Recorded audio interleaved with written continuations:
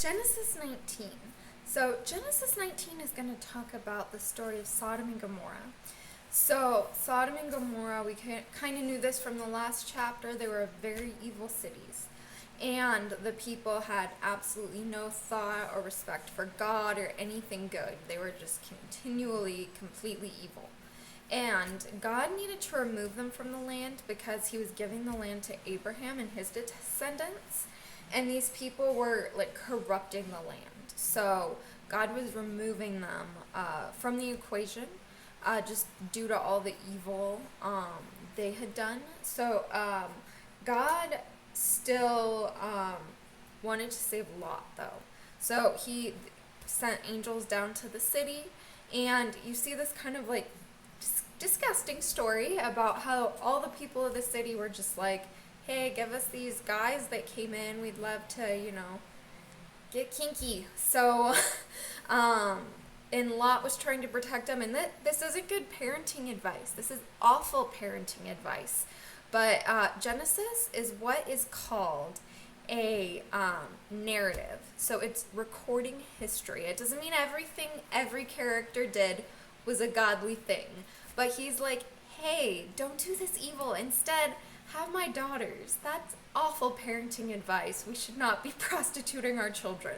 I'll go ahead and say that now. That's not what the point of this story is in the slightest.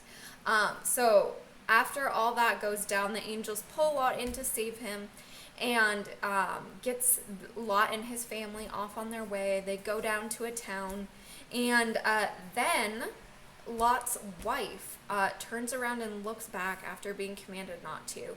And what the takeaway from that is we need to follow God's instructions, specifically the way that he lays them out, even if they don't make sense to us. So her turning into a pillar of salt was a form of judgment for disobedience. So she made her own choice to disobey God and had to not live with the consequences, but had to deal with them.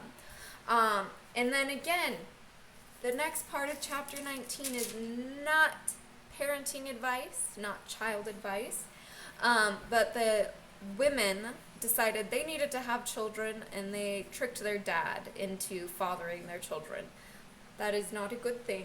That is bad. And so it's just showing that these people, again, they are not the Christ. They are not the one to come. They are not the perfect one.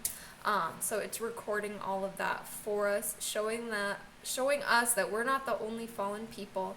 There have been fallen people throughout all of history.